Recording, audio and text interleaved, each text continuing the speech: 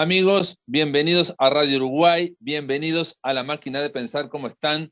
Llegamos al viernes aquí en La Máquina de Pensar y vamos a estar hablando con Anita O'Ryan. Ustedes lo saben, estuvimos hablando sobre una feria virtual inmersiva, la primera que ocurrió aquí en América, que se llamó Librook. Y Anita O'Ryan es la coordinadora, la mente maestra que está detrás de todo esto. ¿Cómo andás, Anita? ¿Andás bien?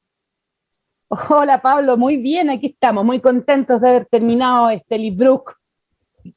Bueno, el tema de por qué conversamos con Anita, por qué la estamos llamando allá en Chile, a Anita O'Ryan, es porque una cosa es contar qué es lo que iba a pasar con la feria virtual inmersiva, que era con Avatar, donde uno iba a estar en 3D, y una cosa tan novedosa, y a lo que a nosotros nos interesa aquí en La Máquina de Pensar es saber cómo les fue, cómo anduvo Librook. Nosotros tuvimos también, y a mí me invitaste para hacer una presentación, y hoy vamos en La Así Máquina es. de Pensar, vamos a pasar una presentación que se llamó Sueño con Serpientes, donde hubo un presentador chileno, Patricio Hidalgo, y una presentadora argentina, Paula Brecciarioli, pero contame cómo fue en general.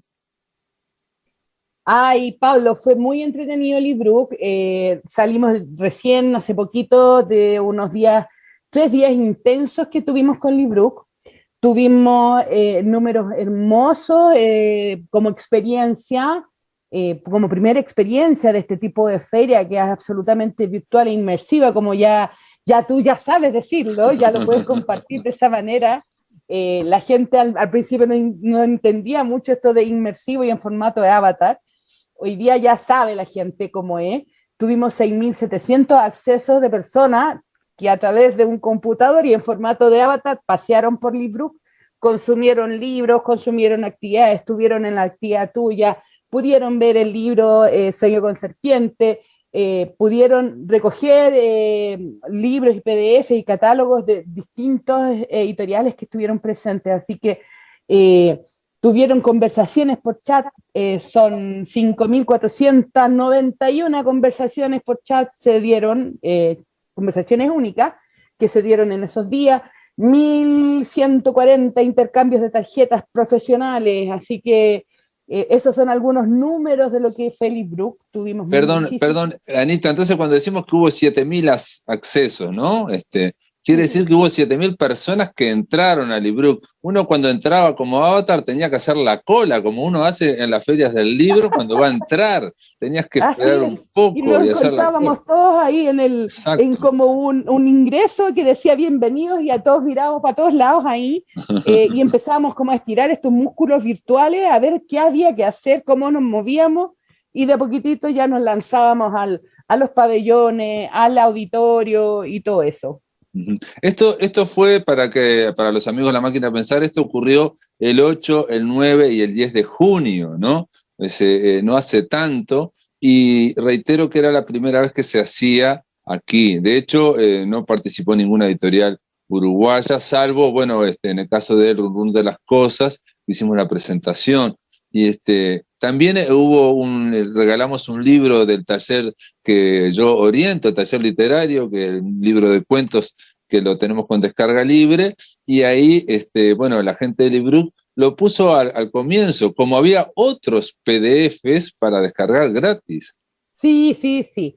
La verdad es que habían otros PDFs, pero el tuyo era un libro, efectivamente, que estaba ahí disponible y bueno, lo conversamos mucho con mucha gente con la que tuvimos entrevista en esos días y fue muy importante decirle a todo el mundo de que no importa, tú podías ir si tú querías comprar libros, pero si no tenías y no podías comprar, no te ibas a ir con las manos vacías, te podías ir con ese libro que tú gentilmente pusiste ahí y bueno, y ahora ya no sabemos dónde está ese libro porque se diseminó, ahí hay 6.700 opciones de dónde puede haber llegado.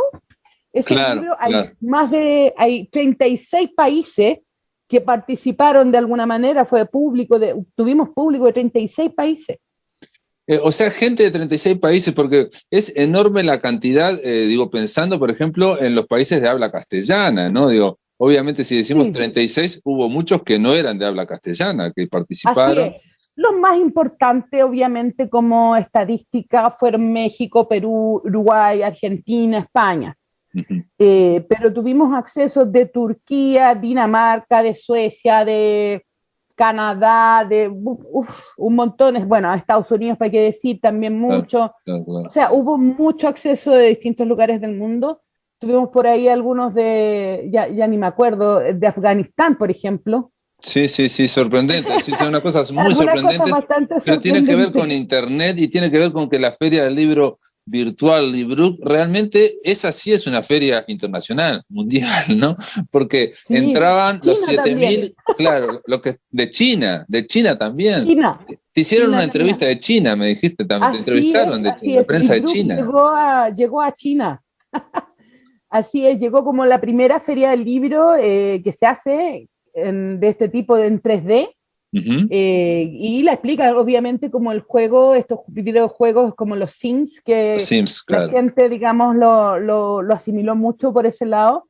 Mm. Los jóvenes, la gente que tiene como hoy día cerca de 30 más o menos, por ahí, conoce muy bien los Sims y jugó mucho con ellos, entonces también le era muy cómodo eso de ponerse el avatar y moverse en esta feria. Sí, es la misma lógica del juego de los Sims, aquellos que lo conozcan, es exactamente lo mismo que estar en el pueblo de los Sims. Bueno, aquí estábamos en una feria del libro, donde también había, bueno, había editoriales, pero también había del Ministerio de Cultura de Chile, ¿no? Sí, Había, sí, sí. Tuvimos actividades y bueno, también muchas actividades de editoriales, algunas editoriales universitarias. La edición universitaria académica estuvo muy presente en esta versión. Para ello digamos, es algo que debe tener una gran continuidad porque queremos llegar hacia más lugares, hacia otros, digamos, espacios también y eso es muy importante, no solo los chilenos, digamos, lo podemos ocupar y esta plataforma, en el fondo Librook es una plataforma para que todos lo puedan ocupar, para que Latinoamérica pueda salir unida hacia afuera claro. y eso es re importante, es un gran objetivo que tenemos y que queremos lograr Ujú. Eh, próximamente. Anita, una pregunta. Entonces, ¿cuántos stands? Porque, digamos, había stands de feria por un lado, ¿no? Y después había también otra opción, ya nos quedan 3 minutos, era la de mesa de negocios, que vos lo hablaste muy Sí, sí, sí, mínimamente. sí. Sí. La mesa rueda de negocios existió, tuvimos más de varias reuniones, ahí ya no recuerdo bien los números, pero tuvimos reuniones, más de 40 reuniones que se Ujú. llevaron a cabo en esos 3 días, en que se transaron, la gente se sentó, hubo reuniones, se juntaron a conversar, Eso etcétera, es y para muchos quedaron muy editoriales y contentos. agentes, eso es para Sí, editoriales y agentes literarios o para para distintos, traducciones. bueno, algunos escritores también estuvieron Ah, ahí o mirá. algunos ilustradores también estuvieron presentes, entonces se dieron bastantes reuniones, la gente que tenía, no sé, pues, hay una librería que está empezando a editar en el sur de Chile y también estuvo presente ahí y para ella fue realmente un buen espacio, se juntaron con editores de otros lados, entonces esto va de a poquitito teniendo una forma, Una ¿ya? forma. Sí, sí, pero va armándose el libro, porque el libro, lo que te contás es como un ser vivo, esto no sabemos, partió acá, Claro, pero no sabemos hasta dónde vamos a claro, llegar, y claro. eso es lo bonito de este desarrollo. Librook es una experiencia en 3D, una feria internacional del libro con Avatar, y que para que vean a los amigos de la máquina lo bien que le fue, vas a hacer otro Librook, no el año que viene, sino en diciembre mismo, ya en este mismo año vas a hacer otro. Eso es un gran secreto. Bueno, bueno, Pero solo se encantadas conoce de en Uruguay. comentarles de que sí, que nos vamos nuevamente con un libro. Queremos hacerlo ya hacia fines de este año, en diciembre. Todavía no tengo muy la fecha exacta, pero ya pronto vamos a poder compartirla con la máquina de pensar y contigo, Pablo, por Ujú, supuesto. ujú. Y siempre vamos a contar ahí de que el libro va a estar con la máquina de pensar y la máquina de pensar con libro y vamos a Perfecto. seguir este desarrollo que nos va a llevar a bajar a un pasaporte sin fronteras, que es lo que le decíamos Claro, que es claro, es otra vía más para desarrollar los intercambios que son necesarios en América entre los países hermanos y sobre todo también, incluso lo hablamos fuera de micrófono, los chilenos con los chilenos que están afuera viviendo en otros países, los uruguayos con los uruguayos, les llamamos del departamento 20, que están afuera. Es una forma de intervenir todos y reunirnos todos y poder conversar y poder intercambiar libros, que es lo que nos une, ¿no? O sea, la idea de esto, si no se mueve, y en estos tiempos de pandemia, obviamente son propicios para esto, pero cuando se vaya la pandemia, Librook va a seguir claramente porque es otra vía, es complementaria, no se opone Así es, a las no ferias se del opone libro, en no ningún se caso a las opone, ferias ¿no? presenciales. Seguramente vamos a tener en algún minuto un libro más híbrido con algunas partes o algunas cosas en presencial. Quizás va a ser presencial en alguna versión, pero de todas maneras vamos a tener siempre esta plataforma maravillosa que nos permite unirnos sin ningún tipo de frontera y conversar y dialogar y tener actividades y tener intercambio de libros, de cultura y todo eso en el Internet y tan fácil, digamos, de una manera tan fácil, porque resultó Tan fácil. Nosotros creíamos que era confortable, la palabra es complicado. confortable, accesible, Librook, Eso. va a haber Librook para rato. Anita O'Ryan, gracias por estar en la máquina de pensar, felicitaciones por este primer Librook, y el segundo Librook ya lo anunciaremos cuando salga, estas cosas, ya sabemos lo que organizamos siempre cosas, uno quiere, ¿no? El hombre propone o la mujer propone y Dios dispone, vamos a ver qué pasa, pero gracias por estar en la máquina de pensar, che. Gracias Pablo, gracias a la máquina de pensar y bueno, los dejamos a todos súper invitados a que nos sigan en las redes sociales, donde vamos a estar también contando muchas cosas que van pasando hoy y de lo que viene del libro. De lo que Un viene, abrazo grande. después de la pausa vamos a escuchar esta presentación del Run Run de las Cosas, que fue el único libro uruguayo que se presentó en Librook. Esperemos que haya otros. Sí, Después de la pausa, amigos, seguimos aquí por Radio Uruguay. Amigos, bienvenidos a esta presentación en Librook, la Feria del Libro, la Feria Virtual del Libro, la primera feria virtual del libro en América, eso dicen, y otros dicen que es en otras partes del mundo. Para mí es un placer, es un orgullo, es una gran alegría y dar un gran cariño a quienes me van a estar acompañando en este sueño con serpientes, que es la presentación del Run Run. Patricio Hidalgo es escritor, es periodista, ¿cómo me va? Es un hombre, un abogado, un hombre que hace muchas cosas, un 7 oficios de la cultura. Y Paula Brecciarioli, de allá en Argentina, en Buenos Aires. ¿Cómo le va, Paula? ¿Anda bien? Muy bien, Pablo, gracias por invitarme. Paula Brecciarioli es editora, es escritora, es poeta, atención, nunca digo esto, pero voy a decirlo ahora, que una presentación de un libro, y más acá, con Argentina, con Chile, con Uruguay, es una celebración del libro, ¿no? Es una celebración de la amistad, por lo menos para mí, y está bueno hablar, juntarnos acá vía internet para hablar del libro, para celebrarlo, así que toda Feria del Libro también es una celebración y como dice Humberto Eco, es como la cuchara, es un invento que no se ha mejorado, que sigue ahí, ¿no? El libro sigue más o menos igual y la cuchara también. Así que vamos a empezar este sueño con serpientes con Paula Brecciarioli. A ver, ¿quiere hablar usted? Claro que sí. Bueno, muy agradecida por esta invitación. Me enorgullece presentar un nuevo libro tuyo, Pablo, y más aún en esta feria virtual, que es una hermosa oportunidad de reunirnos en estas condiciones. Yo tengo un texto breve sobre el libro, espero no aburrirlos. Vamos con eso. En toda la historia de la humanidad, los sueños y su interpretación han obsesionado a los hombres. La vida onírica, como bien dice Pablo Silva Olazábal en el Run Run de las Cosas, constituye un 30% de nuestra vida vivida. Ha sido interpretada en todas las épocas como un texto en imágenes al que se le otorga un valor diferente a la vida despierta. Los sueños de la antigüedad han tenido un carácter profético, oráculos, revelaciones, palabras de dioses que se creía habitaban en ellos. Las relaciones fundantes de Occidente tienen cientos de historias sobre sueños proféticos, y basta esa escena de José interpretando los sueños del faraón para ponernos en tema. Para la Kabbalah, cuando dormimos el alma se separa del cuerpo y queda unida a él por un fino hilo de plata, que es la salvaguarda para que regrese al despertar. Cuando el alma migra a los mundos de la luz, lo hace para buscar sabiduría.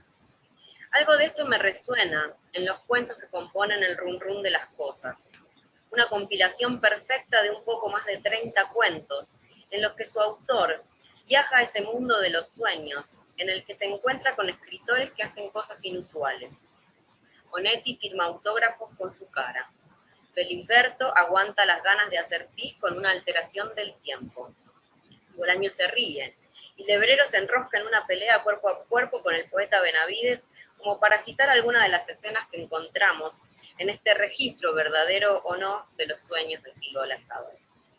Lejos de mi intención de psicoanalizar a mi amigo autor del libro, cosa que él mismo habilita con sus breves notas al pie de los relatos, vamos en todo el libro en la búsqueda de una verdad, o al menos la búsqueda en el deseo de ser escritor. Nos imaginamos como lectores que eso es lo que lleva a la voz narrativa a darse cita en los lugares más inverosímiles con estos personajes de la literatura. En todos los cuentos rescato una actitud que me entusiasma al leerlo, y es la alegría o la sorpresa que le produce al narrador el encuentro, como si ese instante de hallazgo anunciara el advenimiento de una verdad esperada, la verdad deseada sobre el oficio de la escritura. Y sabemos que el inconsciente tiene poco de generoso y mucho de trampa. Los escritores están ahí haciendo de las suyas. Cada relato tiene la tensión del entusiasmo y el regusto de la frustración, porque, como sabemos todos, el mensaje siempre es encriptado, escurridizo. El autor busca en cada uno de estos hitos develar una verdad que solo se expresa en el acto mismo de su intención, tratando de entender a los maestros, de encontrar una profecía, se realiza él mismo en aquello que busca, escribe. Y sí, escribimos porque no tenemos otro remedio. Parece que mientras Silva Olazábal intenta hacer despertar a los maestros, termina escribiendo este libro maravilloso. En el prólogo anuncia alejarse de la escritura autobiográfica y casi propone como propia la sentencia de que la vida es sueño.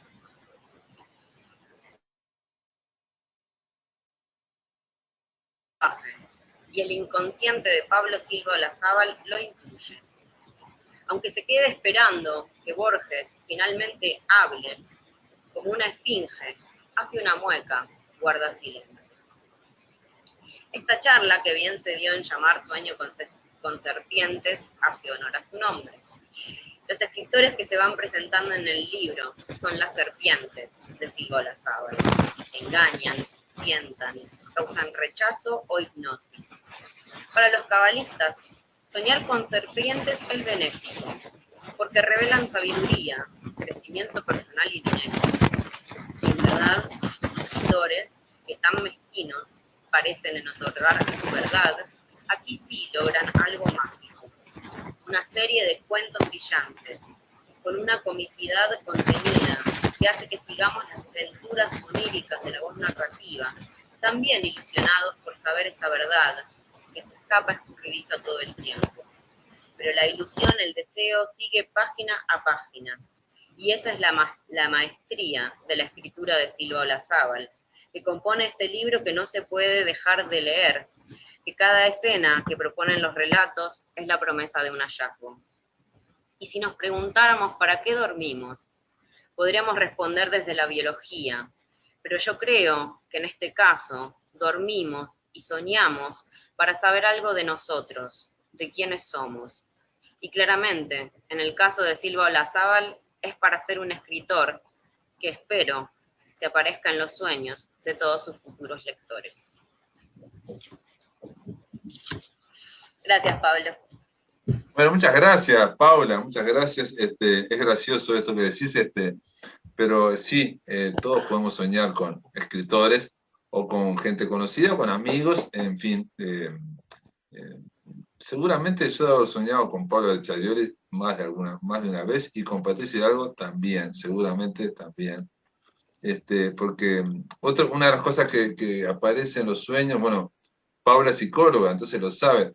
Cuando aparece, bueno, Patricio Hidalgo o Paula Berchaliol en Sueños Míos, son aspectos de mí, ¿no? O sea, son signos donde se está expresando mi inconsciente, digamos, ¿no? O sea, es un diálogo interno que estoy teniendo conmigo mismo, de alguna forma, ¿no? Eso dice la teoría, ¿no? Borges decía una cosa muy linda de los sueños, que eso sí, siempre lo repito, es que cuando estamos en la vigilia, digamos, cada idea, detrás de cada concepto hay una idea, ¿no? Pero que en el sueño, detrás de cada... él decía que en la vigilia, detrás de cada imagen hay como un concepto, todos tenemos un concepto, estamos conceptualizando. Pero en el sueño, detrás de cada imagen hay un sentimiento. O sea, genera un sentimiento. Por eso los sueños tienen esa fuerza. No hay una conceptualización, sino que, uno puede soñar con un toro y eso es un sentimiento, puede soñar con Patricio Hidalgo y ese es otro sentimiento, ¿no? A ver, Patricio Hidalgo, ¿qué tiene para decirnos en este sueño con serpientes? Querido Pablo, tú vendrías siendo el encantador de serpientes, ¿no? De esta función. Agonizo de vergüenza, me toca hablar después de Paula, la promesa de un hallazgo, dijo, la comicidad contenida, los finos hilos de plata, el reguste de la frustración. No tengo absolutamente nada más que decir después de eso, pero vamos a intentar algo breve. Este libro apareció una semana antes del COVID, ¿no es cierto? Espero que sus siguientes ediciones no vayan anticipando guerras o colapsos mundiales, pero es un dato que la humanidad no debe dejar pasar. Así que podríamos decir que también es el run run de la cuarentena, ¿no? Todos tuvimos ciclos alterados de sueño estos meses, soñamos despiertos, etc. Por lo tanto, me centro en aquello, ¿no? No resulta extraño que un hombre con la trayectoria de Pablo Silva apueste en esta ocasión por un libro memorioso, conversado, metaliterario. Si de un escritor en este mundo conocemos la voz, es de este, ¿no? Pues lleva muchos años exponiéndola diariamente en la radio. Por lo tanto, no está de más lo evidente. Aquí está la voz del señor Silva. Se oye mientras uno lee, ¿no? A propósito de sonidos, acaba de salir un nuevo disco de Andrés Calamaro, que hace algunos años supo titular como El Tilín del Corazón, una canción muy sentida, ¿no? El run run, el tilín, son en el fondo manifestaciones de lo mismo. No es que las cosas nos hablen, tenemos una profesional que levantaría una ceja si lo dijéramos, ¿no? Pero al menos entre todas aquellas cosas que nos rodean, si afinamos bien el oído, escuchamos una especie de murmullo. Sacar las palabras o sacar palabras de ese barullo, ese parece ser el objetivo del autor de este libro.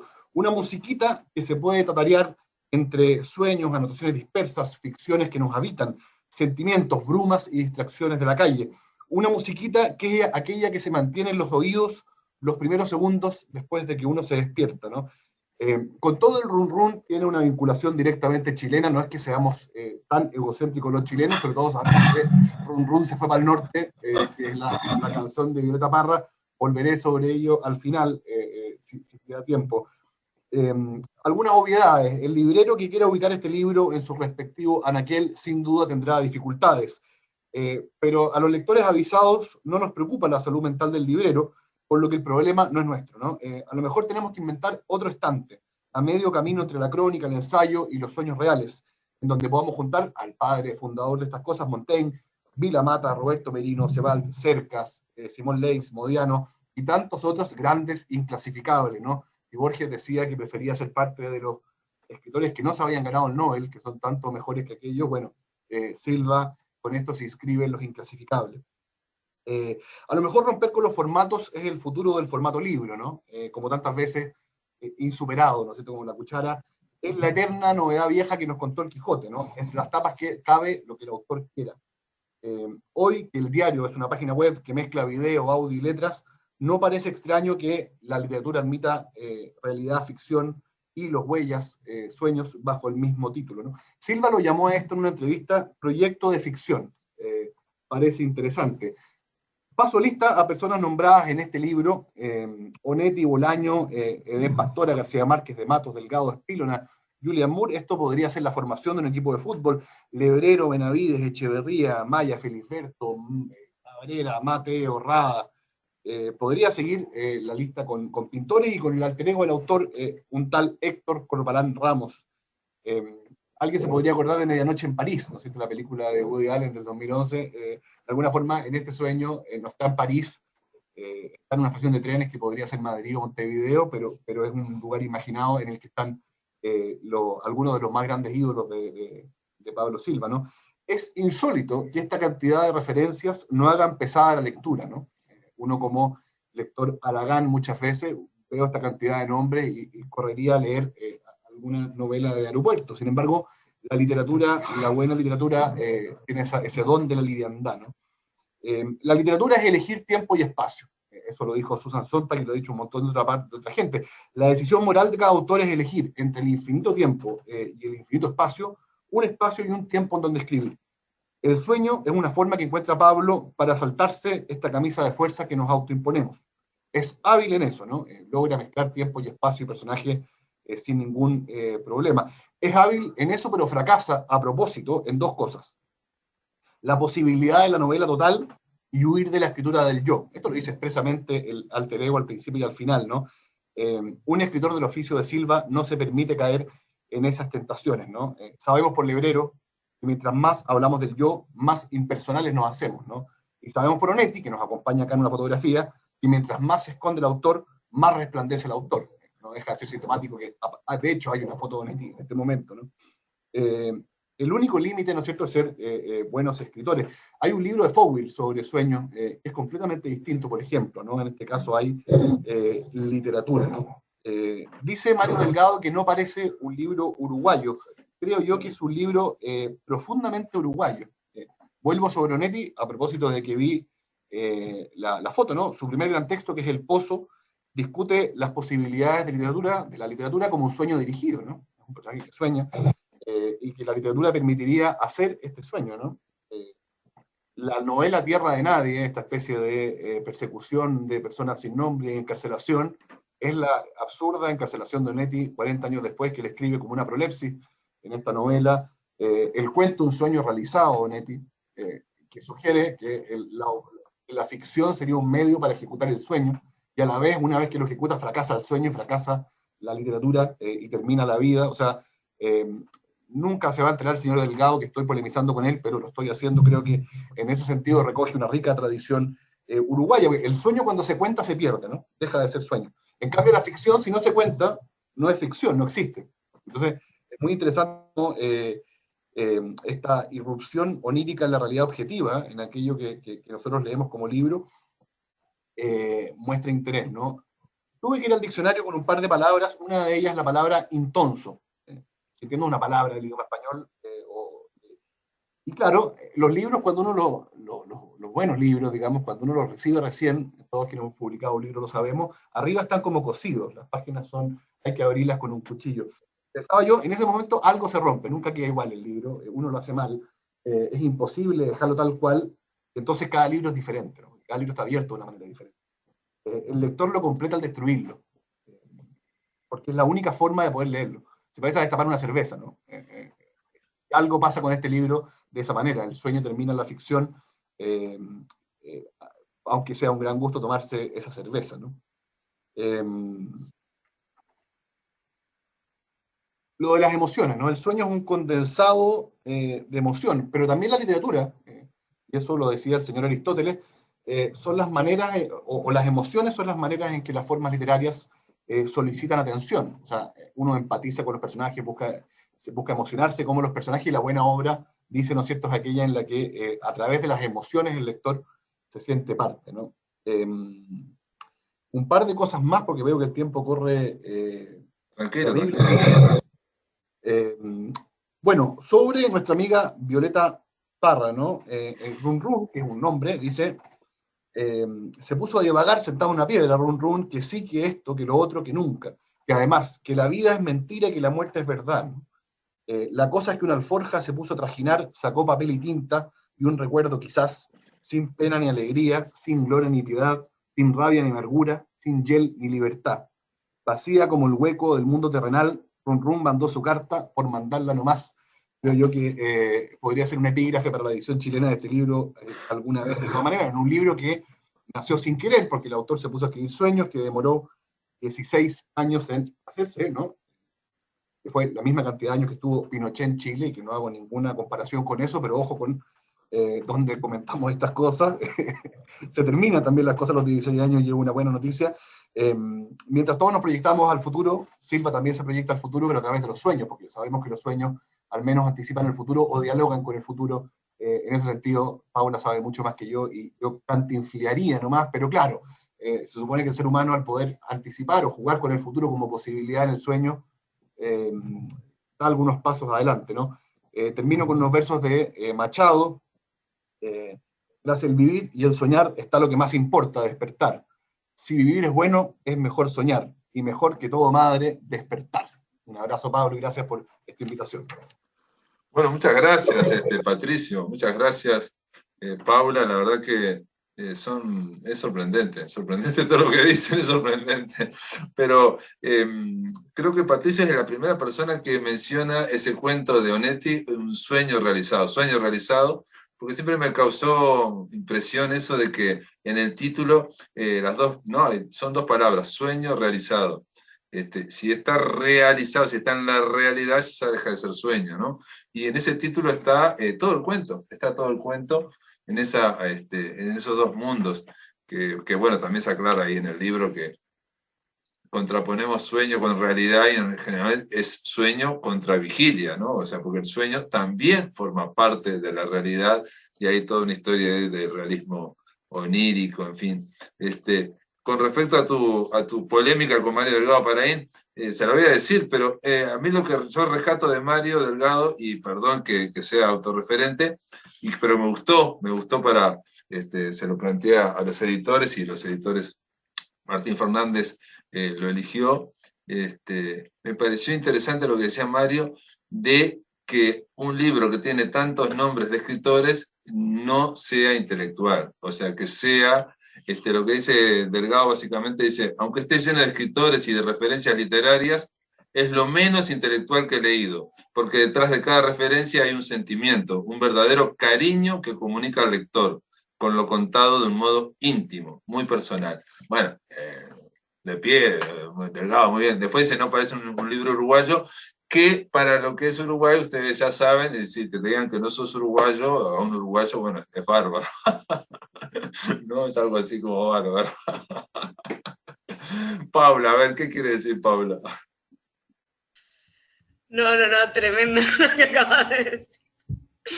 No, me quedaba pensando, digamos, en esto que estaban diciendo de que no es intelectual, ¿no? Porque me parece que esto que se rescata mucho y que hace también, me sentía como la potencia de la lectura, en esa emoción que presenta la voz narrativa cada vez que se encuentra con un escritor. Siempre hay una sorpresa, siempre hay como una alegría, ¿no? Y me parece que ahí está justamente un punto del hallazgo, la ruptura con lo académico de los nombres. Y de hecho que no aparecen en su forma académica, sino que aparecen, digamos, como unos personajes que la verdad es que hacen cualquier otra cosa que podrían no ser nunca escritores, porque la verdad es que de escritores hacen poco, claro. En su mayoría. Pero bueno, me parecía interesante eso. Pensaba cómo era para vos despertarte de estos sueños en la realidad, bueno, o en la vigilia.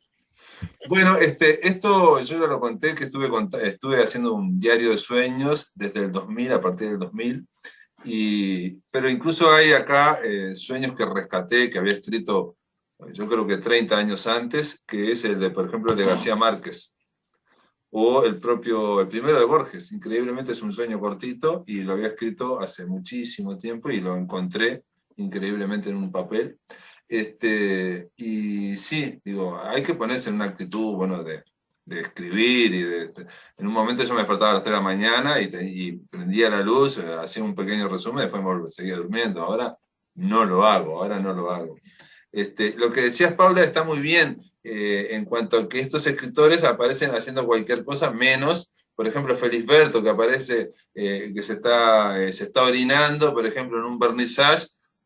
A mí me causó mucha gracia, ¿no? Me causó mucha gracia verlo. Pero así todos están haciendo cosas de personas. no de escritores. Ninguno está en plan escritor. Pero son todas personas que tienen problemas. Yo creo que el libro podría leerse como todas las cosas que puede ocurrirle o pensar un escritor en el actual panorama, digamos, que estamos nosotros, ¿no? O sea, desde la edición, las reseñas críticas, la autoedición, los problemas que hay con las imprentas, yo qué sé, todo,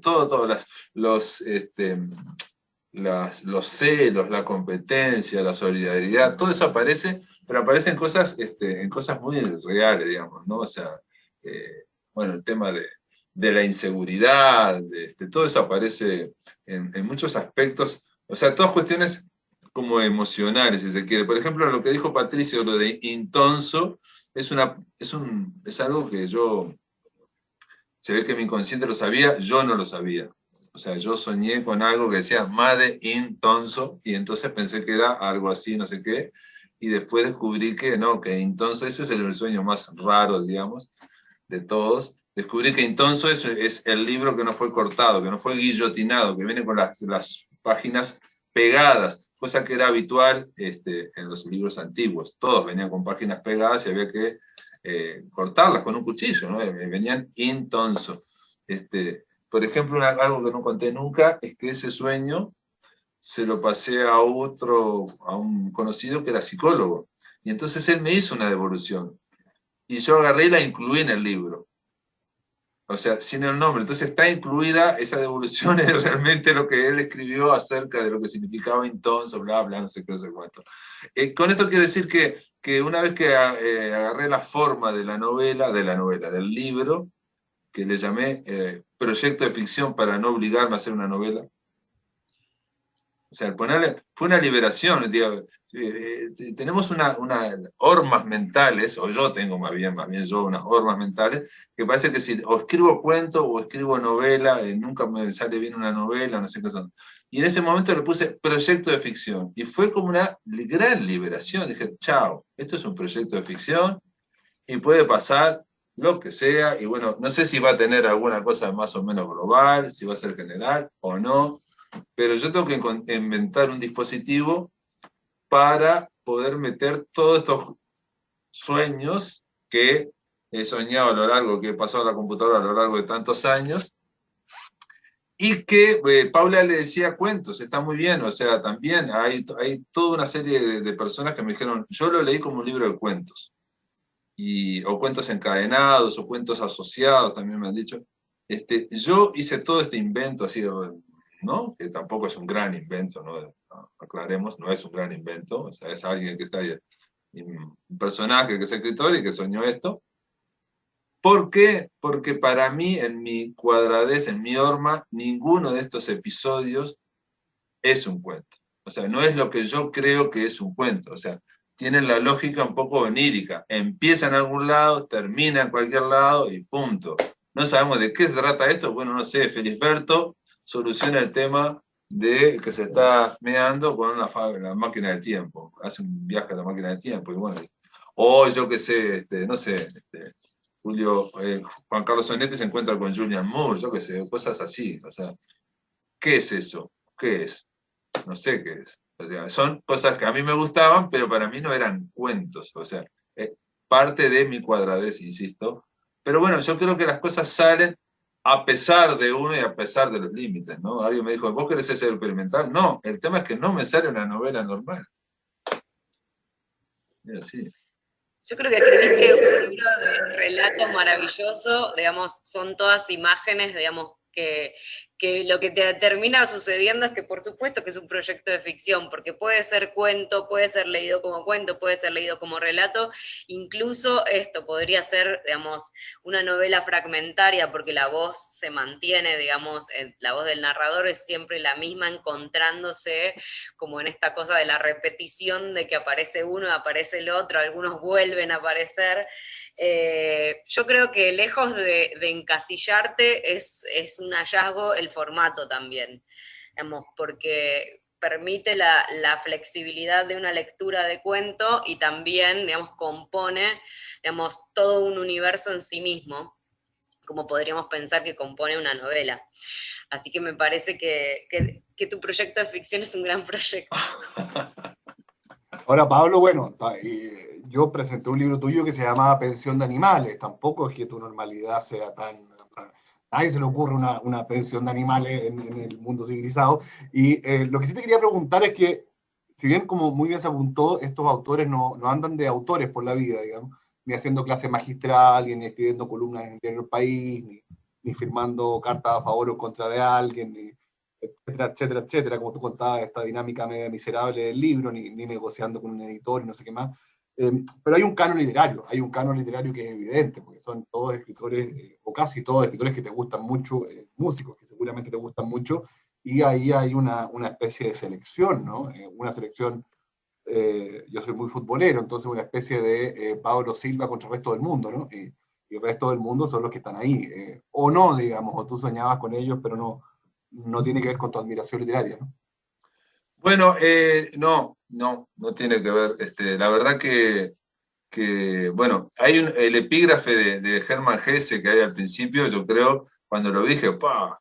Son unas verdades de perogrullo, así, son unas verdades que son pelotudas, pero está muy bien. El epígrafe de Hermann Hesse dice, nadie sueña con lo que no le interesa. Brillante, Hermann, te queremos, lo queremos para adelante, muy bien, Hermann. Es cierto, entonces, por esta vía yo te podría decir, sí, esta es una selección de escritores y escritoras, en fin. Se lo comenté a Ida Vitale, la entrevisté una vez a Ida Vitale y no sé por qué le comenté esto, y me dijo, muy astuto, y se rió, me dijo, muy astuto, te libraste de la responsabilidad de la crítica y se la dejaste al inconsciente, sos un inconsciente. Sos un inconsciente, y bueno, sí puede ser, si se la dejara inconsciente. Entonces, porque estos nombres que mencionaron Patricio Hidalgo y Pablo Bricialioli son los nombres como más internacionales que uno piensa, pero el libro tiene como no sé cuántos, tiene muchísimos nombres, y muchos son escritores uruguayos vivos, algunos son poetas, y la escritora María Tena, por ejemplo, española, me dijo, esto en España no sé si puede andar, dice, porque hay muchos escritores que no conozco, que son uruguayos. Y yo digo, no te preocupes, acá en Uruguay tampoco lo conocen. No los conocen. ¿Por qué? Porque más allá de los apellidos, yo creo que está esa historia de los escritores, me parece a mí, ¿no? Me da la sensación. No sé, Paula, vos que querías decir algo. No importa que no los conozcan, porque son todos unos personajes. Ajá. Exacto. Funcionan perfecto igual. Los conocidos y los desconocidos funcionan, digamos, en la misma tesitura, digamos. No te llevan para ningún lado de lo que es el oficio de la escritura. No, por ejemplo, hay uno que, bueno, también tienen algo que, por ejemplo, que también lo vi mientras estaba haciendo este proyecto de ficción, que al principio los capítulos o los episodios tenían números. Después sí, al principio tenían como si fuera un diario, porque la idea era que fuera un diario. Después le quité la fecha, porque me pareció que no tenía nada que ver, y después le puse números. Y finalmente les puse el título con el que yo había escrito esos cuentos, que tenía ese título. Entonces alguien me dijo, si vos hubieras quitado los títulos, si hubieras puesto solo números, parece más una novela. Si vos ponés los títulos, parecen más como cuentos, relatos. Y bueno, me gustaban los títulos, me gustaban los títulos. Y ahora, todo esto, ¿por qué? Porque hay uno que se llama La esencia del arte. Entonces, en un libro con escritores se llama La esencia del arte, y el hombre básicamente lo que hace es un poeta, lo que hace en el sueño es que hace una performance con un globo con papelitos. Papelitos que se rompen y caen e iluminan a todos. Y entonces el personaje le dice, el personaje narrador dice, sí, pero esos papelitos tendrían que estar perfumados. Y él dice, esa es la esencia del arte, dice. Entonces, está continuamente en torno a eso, pero lo que decimos, no, es cierto lo que decís, Paula, de que no importan los personajes, van cambiando y es el que unifica todo, digamos, es el protagonista, puede ser, sí, es posible.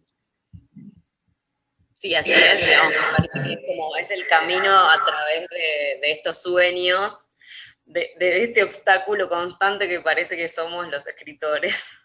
Ahora, les digo una cosa, nos quedan 5 minutos. Les pregunto una cosa, porque hay alguien que me dijo una vez, y de hecho, este libro, porque en realidad también, como era un proyecto de ficción y no quería llamarlo novela, el primero o el segundo título que tuvo, porque tuvo muchos títulos, era El libro de los sueños reales. Pensando que eran sueños reales, ¿no? O sea, porque que me habían ocurrido a mí. Pero son sueños también tratados literariamente, ¿no? O sea, incluso hay algunos sueños que le saqué algunas cosas porque se van para todos lados los sueños, ¿no? Entonces, para darle cierta coherencia, ¿no? O sea, ahí están trabajados.